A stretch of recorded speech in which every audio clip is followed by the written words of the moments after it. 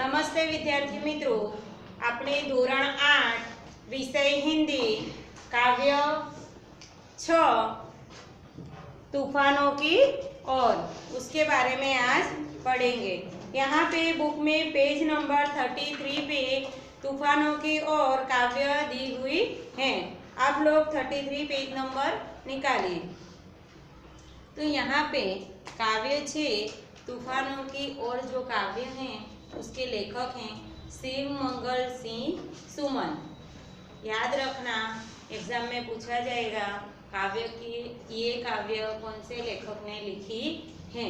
शिव मंगल सिंह सुमन। तो 5 अगस्त 1915 को गांव जगरपुर, जिला उन्नाव, उत्तर प्रदेश में बनारस हिंदू विश्वविद्यालय से MA PhD का अभ्यास उन्होंने किया था। अनेक अध्ययन संस्थाओं, विश्वविद्यालयों, हिंदी संस्था में उच्चतम पदों पर उन्होंने कार्य किया था। अनेक देशों की यात्रा भी उन्होंने की थी। 1974 में मिट्टी की बारात पर साहित्य अकादमी तथा 1993 में भारत भारती पुरस्कार से सम्मानित 1974 में भारत सरकार द्वारा पद्मश्री से सम्मानित हुए थे। हिलोल जीवन के ज्ञान, युग का मोल, प्रलय, सृजन, विश्व बदलता ही गया, विंध्य हिमालय, मिट्टी की बारात, वाणी की व्यथा, कटे अंगूठों की बंधनवारे, उद्यम और विकास, प्रकृति पुरुष, कालिदास। प्रस्तुत कविता में कवि शिव मंगल सिंह सुमन ने सदा संघर्षमय रहकर अपने लक्ष्य की ओर बढ़ने की प्रेरणा दी है। जिस तरह आग में रहकर सोना निखरता है, उसी तरह बाधाएं हमें जीने की नई राह दिखाती हैं तथा आगे बढ़ने के लिए हमारे इरादों को मजबूर बनाती हैं। इस कविता में धैर्य, गतिशीलता, साहस और संघर्षरत रहना जैसे मूल्य उजागर किए गए हैं। तो यहाँ पे इस काव्य में शिव मंगल सिंह ने कई बाधाओं से आगे निकलने की नई राह दिखाई गई है। तो यहाँ पे काव्य है, तूफानों की ओर घुमा दो नाविक निज पतवार। तूफानों की ओर घुमा दो नाविक निज पतवार, यानी कि तूफानो बाजू नावने तूफानोनी दिशाમાં ફેરવી દો એવું કહેવામાં આવ્યું છે કે तूफानों की ओर घुमा दो। तूफानों की ओर घुमाने के लिए नाविक यानी कि नाव चलाने वाला मल्लाह।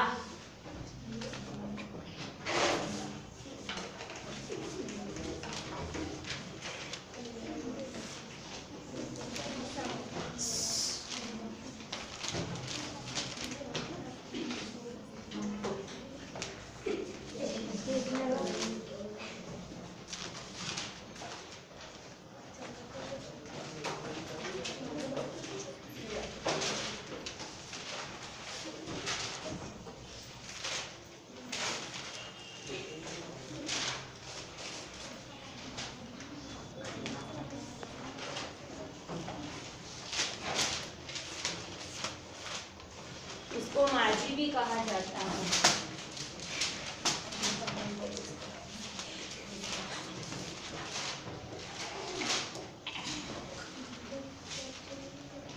तूफानों की ओर घुमा दो नाविक निज पतवार।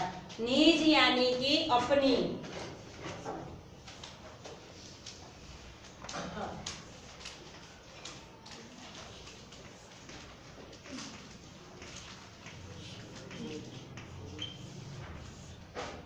निज यानी कि अपनी, पतवार नाव चलाने वाली लकड़ी।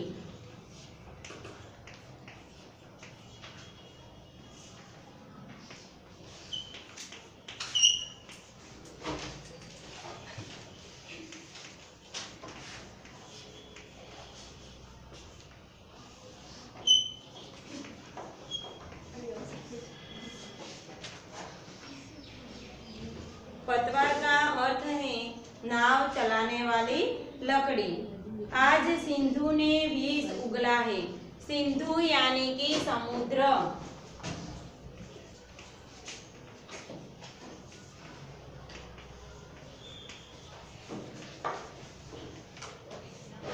सिंधु यानी कि समुद्र। तो तूफानों की ओर घुमा दो नाविक नीच पतवार। पतवार यानी कि नाव चलाने वाली लकड़ी। अपनी नाव चलाने वाली लकड़ी से नाव को घुमा दो।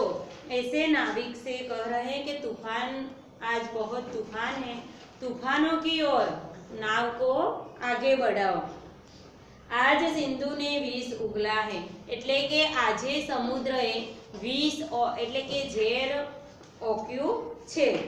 લહેરો કા યુવાન મચલા है એટલે કે આ જે લહેરો છે, સમુદ્રની લહેરો બહુ જ તૂફાનમાં આવી રહી છે। आज हृदय में और सिंधु में साथ उठा है ज्वार। ज्वार यानी कि तूफान।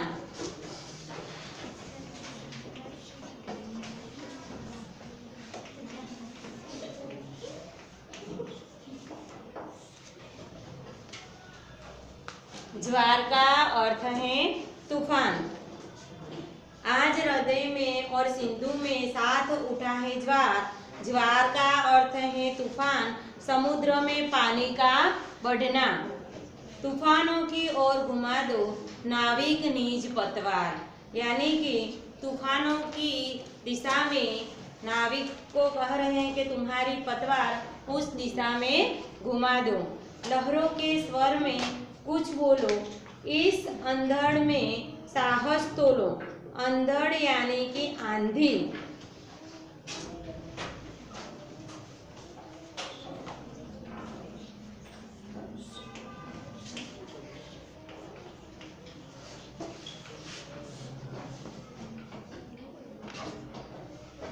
कभी कभी मिलता जीवन में तूफानों का प्यार। तूफानों की ओर घुमा दो नाविक निज पतवार। यानी कि यहाँ पे श्री मंगल सिंह सुमन नाविक को कह रहे हैं कि आज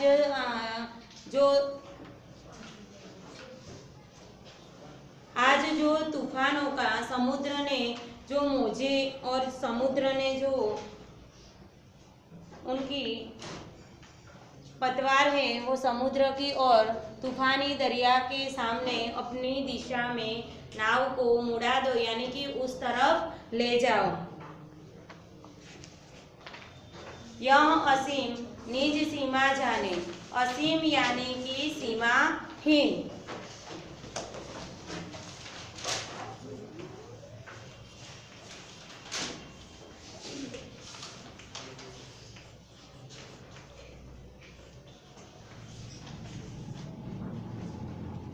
असीम का अर्थ है सीमाहीन। यह असीम निज सीमा जाने। सागर भी तो यह पहचाने। मिट्टी के पुतले मानव ने कभी न मानी हार। तूफानों की ओर घुमा दो नाविक निज पतवार। यानी कि मानव भी मिट्टी के पुतले हैं, लेकिन वो भी किसी से कम नहीं है। जितनी ताकत समुद्र में है उतनी ताकत मनुष्य में भी है। तो आज समुद्र की शक्ति के सामने यहाँ पे मानवी को भी, इंसान को भी कहा है, मानव को, कि तुम भी उसकी शक्ति के सामने, तुम्हारी शक्ति भी कम नहीं है। तुम भी उसके सामने डटकर उस तूफानों का सामना करो और अपनी नाव को आगे बढ़ाओ। सागर की अपनी क्षमता है। क्षमता यानी कि शक्ति।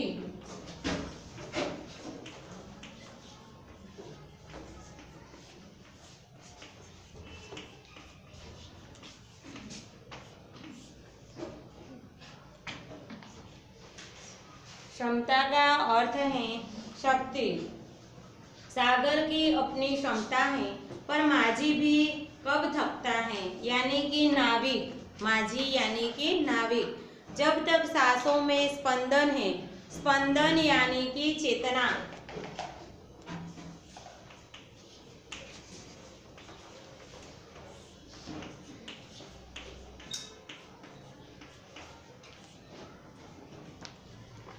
स्पंदन का अर्थ है चेतना।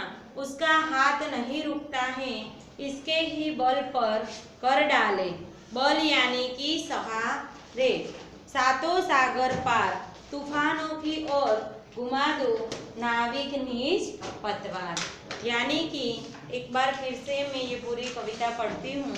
तूफानों की ओर घुमा दो नाविक निज पतवार, आज सिंधु ने विष उगला है।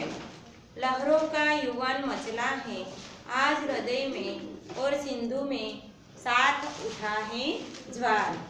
तूफानों की ओर घुमा दो नाविक निज पतवार। लहरों के स्वर में कुछ बोलो, इस अंधड़ में साहस तोलो। कभी कभी मिलता जीवन में तूफानों का प्यार। तूफानों की ओर घुमा दो नाविक निज पतवार। यह असीम निज सीमा जाने, सागर भी तो यह पहचाने। मिट्टी के पुतले मानव ने कभी न मानी हार।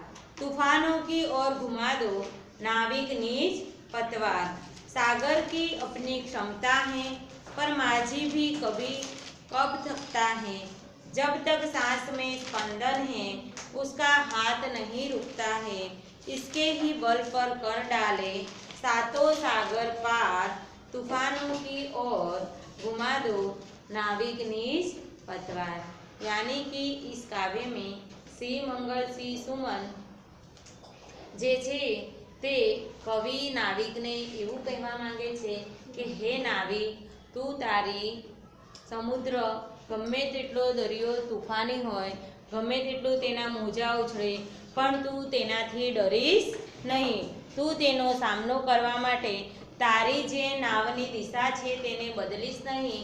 જે બાજુ તુફાન દરિયો તુફાની આજે તુફાન આવ્યું છે દરિયામાં, તેના સામે તું તારી નાવને એ દિશામાં વાળી દે। એટલે કે તેનો સામનો કરવા માટે તું તૈયાર થઈ જા। તારી આજે જે શક્તિ છે તેની પરીક્ષા થશે। તે તોફાની છે તો માનવી માટે પણ કશું જ વસ્તુ અશક્ય નથી। તું મનમાં વિચારી લે કે તે આટલો તોફાની છે તો હું પણ એ જ દિશામાં મારી નાવ લઈને જઈશ। આજે મારી શક્તિની પણ પરીક્ષા થશે।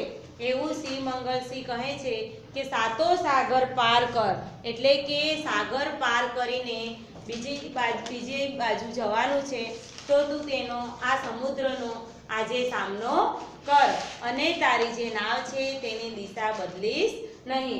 જે બાજુ આજે તુફાન આવ્યો છે, સમુદ્રના મોજા ઉછળે છે, પાણી આવ્યું છે, તું તેનો સામનો કરી અને આગળ વધ। એવું અહીંયા આ કાવ્યમાં કહેવામાં આવ્યું છે।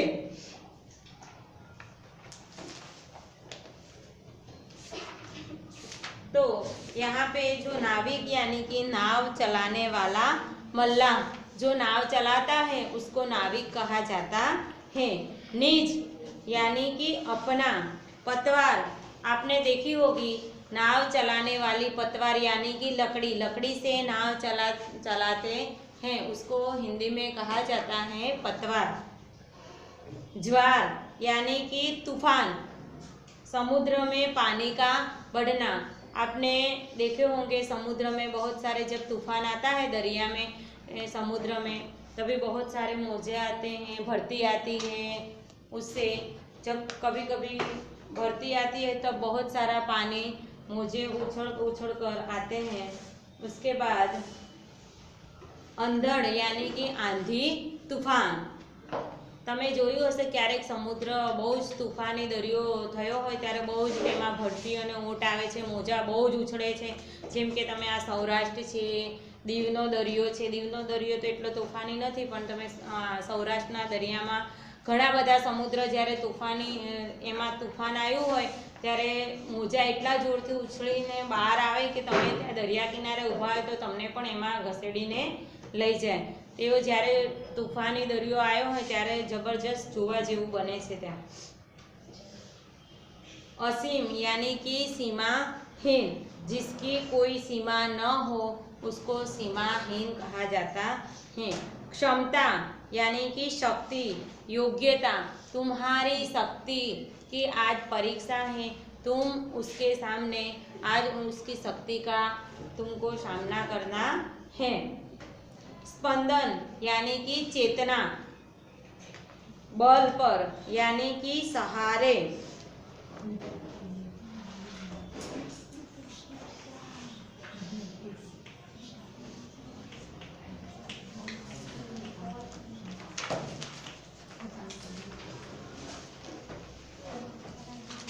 ये शब्दार्थ है विद्यार्थियों, तुम्हारे नोटबुक में लिख लो।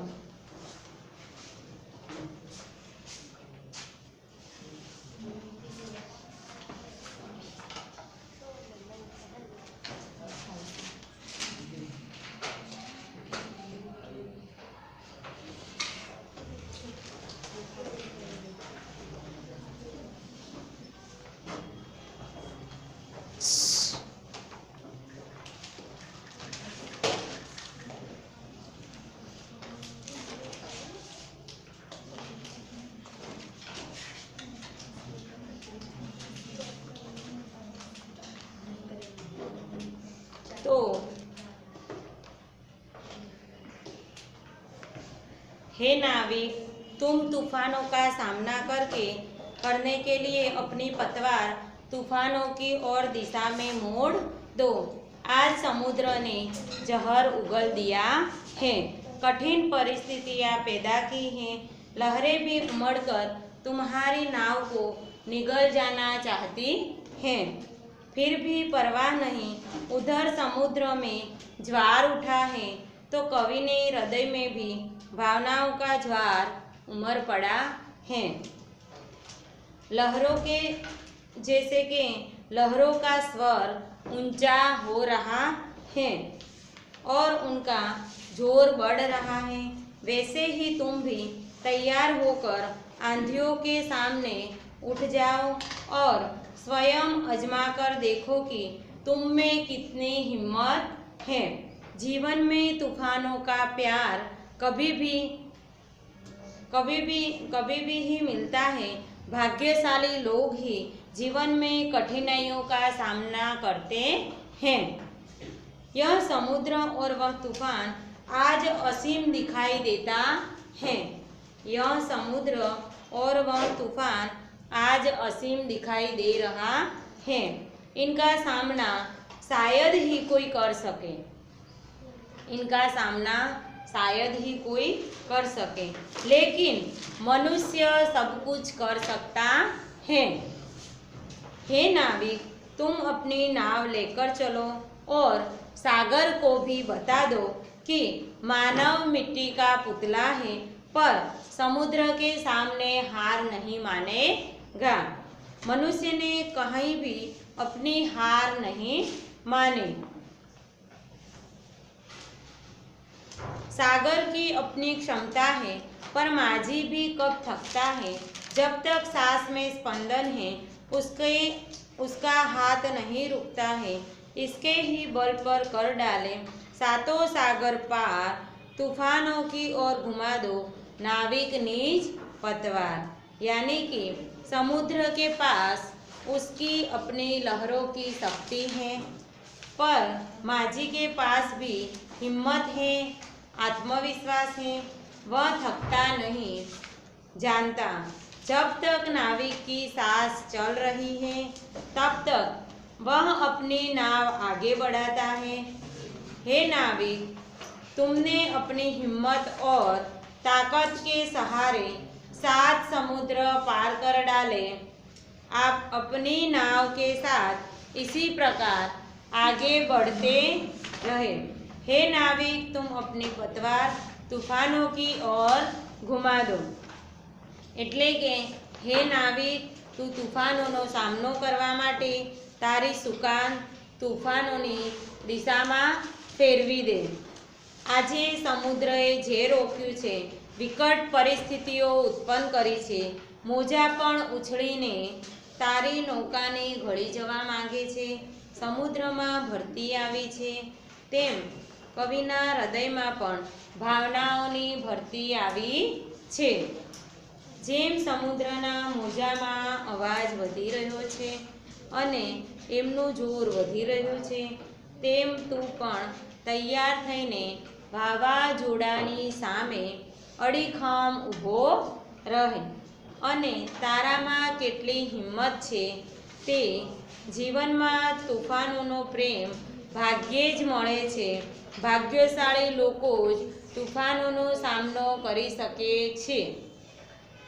આ સમુદ્ર અને તોફાન આજે અસીમ દેખાય છે, તેમનો સામનો ભાગ્યે જ કોઈ કરી શકશે, પરંતુ મનુષ્ય બધું જ કરી શકે છે.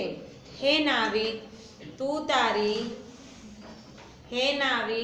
તારી નાવ લઈને નીકળ પડ અને સાગરને દેખાડી દે કે માનવી માટીનું પૂતળું હોવા છતાં સમુદ્રની સામે હાર માની શકે એમ નથી. મનુષ્ય ક્યાંય પણ પોતાની હાર માની શકતો નથી. સમુદ્રની પાસે તેના મોજાની તાકાત છે. શું છે? સમુદ્રની પાસે તેના મોજાની તાકાત છે. નાવિક પાસે તો હિંમત અને આત્મવિશ્વાસ જ છે. શું છે માનવી પાસે? હિંમત અને આત્મવિશ્વાસ. તો તે થાકને ગણકારતો નથી.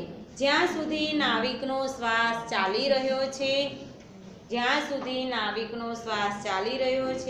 ત્યાં તે પોતાની નૌકા આગળ વધારતો જ જશે. હે નાવિક, તે તારી હિંમત અને તાકાતના બળે સાતે સમુદ્રને પાર કર્યા છે, માટે પોતાની નૌકા સાથે, પોતાની નાવ સાથે તું આગળ વધ. હે નાવિક, તું તારું સુકાન તોફાનની તરફ ફેરવી દે. તો વિદ્યાર્થીઓ, અહીંયા આ કાવ્યમાં શિવમંગલસિંહ સુમને એટલો જ સંદેશ આપ્યો છે કે માનવીની પણ શક્તિ ઓછી નથી. જેમ સમુદ્રમાં તુફાન આવ્યો છે, તેની સામે લડવાની તાકાત મનુષ્યમાં પણ છે. જો તેનામાં હિંમત અને આત્મવિશ્વાસ હોય તો કોઈ પણ કાર્ય તે કરી શકે છે.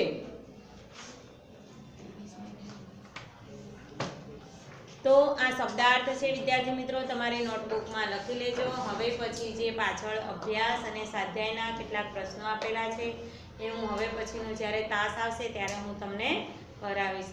આજનું આ લેક્ચર અહીંયા પૂર્ણ કરું છું. નમસ્તે.